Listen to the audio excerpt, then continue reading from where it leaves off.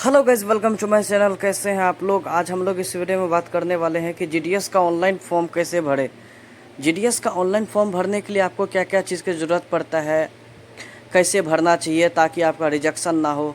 क्योंकि बहुत टाइम से देख रहे हैं कि जिसका जिसका अच्छा परसेंटेज था, सिलेक्शन हो गया है, वो लोग क्या किया है कि जब फर्स्ट डिवी कराने गया उसके बाद उसका रिजेक्शन हो गया है। मतलब अच्छा परसेंटेज होने के बावजूद वो रिजेक्ट हो गया है। बहुत दुख होता है जब किसी को रिजेक्शन मिलता है। ठीक है, तो आपका सब कुछ सही है, आप लोग क्या करते हैं, थोड़ा बहुत लापरवाही करते हैं जब आप ऑनलाइन फॉर्म भरते हैं। और वो तब होता है जब आप कुछ जानते नहीं हैं, मतलब आपको सब कुछ पता नहीं है, आप एज जैसे मन वैसे आप फॉर्म भर देते हैं, लापरवाही रखते हैं, ध्यान से आप फॉर्म नहीं भरते हैं। कोई भी डिटेल्स अगर करेक्शन करने के लिए रहता है फिर भी आप लोग करेक्शन नहीं करते, क्योंकि फॉर्म सबमिट करने से पहले टाइम दिया जाता है कि आपका अगर कोई भी चीज़ गलती हो गया, कोई भी इन्फॉर्मेशन अगर गलती हो गया तो उसको आप सबमिट करने से पहले आपको उसको करेक्शन करने का टाइम देता है। ठीक है, मतलब फाइनल सबमिट करने से पहले आप उसको ओमिट कर सकते हैं, उसको हटा सकते हैं, वो इन्फॉर्मेशन जो गलत हो गया है। आप नया इन्फॉर्मेशन दे सकते हैं जो आपका सही है। तो आप लोग इस यही सब गलती की वजह से आप लोग का रिजेक्शन हो जाता है और टाइम वेस्ट हो जाता है, बहुत दुख भी होता है।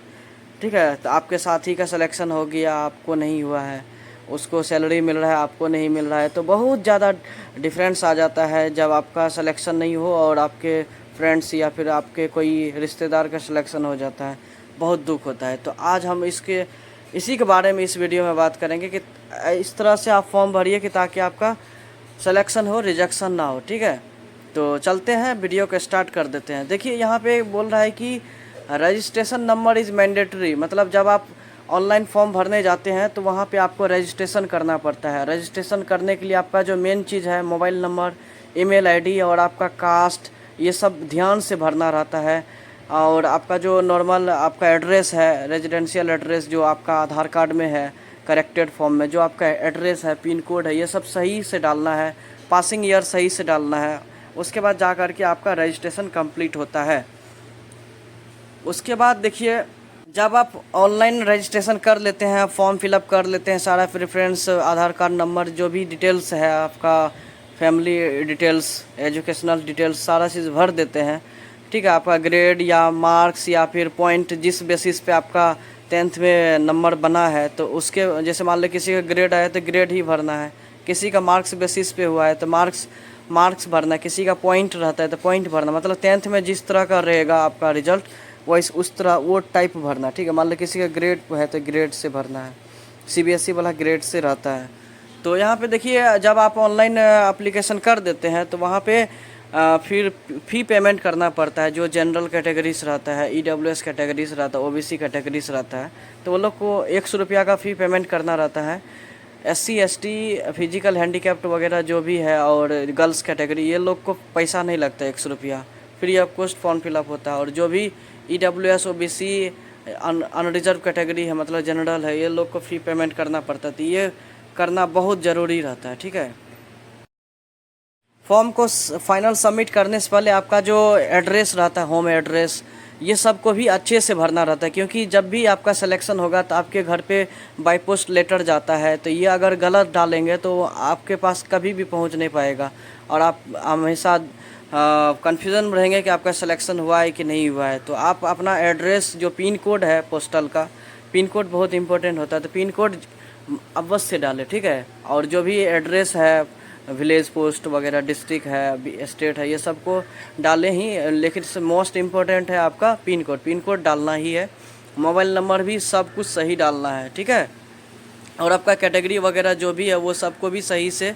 भरना रहता है। कोई अगर डिजेबल पर्सन है तो उसको भी सही से भरना रहता है, कास्ट किस कैटेगरी से है, नहीं है। ठीक है, ये सब चीज़ अच्छे से भरना है, एक भी चीज़ छूटना भी नहीं चाहिए। और जब आप कम्प्लीटली फॉर्म फिलअप कर देते हैं तो उसके बाद क्या करना रहता है कि आपका प्रेफरेंस चूज़ करना रहता है। मान लो जिस सर्कल से आप चूज़ कर रहे हैं, जो डिवीज़न में आप फॉर्म भर रहे हैं, तो उस डिवीज़न में जितना भी सीट है, आप अगर अपने कैटेगरी के हिसाब से जो भी सीट वहाँ पे आ रहा है, मान लो एबीपीएम का या बीपीएम का या डाक सेवक का, तो आपके कैटेगरी के हिसाब से आप फॉर्म भर सकते हैं।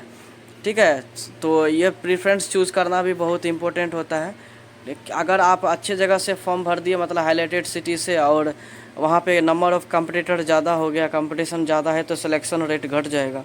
तो आप इस जगह से भरिए, इस डिवीज़न से भरिए कि जहाँ पे कंपटीशन कम हो, लोग को इतना मालूम नहीं है, उस डिवीज़न के बारे में ध्यान नहीं जाता है, आप वहाँ से भरिए तो सिलेक्शन रेट बढ़ भी जाता है, ठीक है।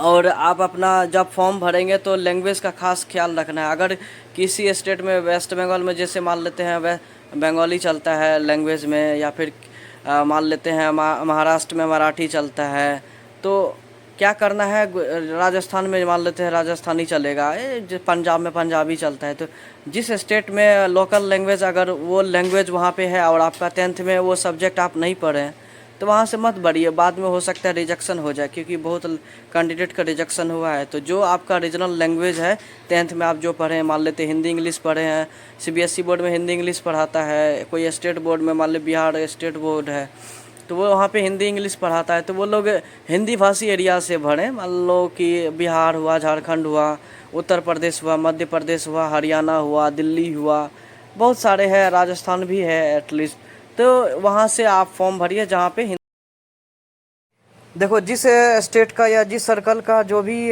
मेन लैंग्वेज है, मान लो हिंदी किसी का है, किसी का गुजराती है, तो किसी का मान लो कन्नड़ है, तो मलयालम है, तो जहाँ जो जिस सर्कल में जैसा लैंग्वेज पूछ रहा है तो उसी सर्कल से भरना चाहिए।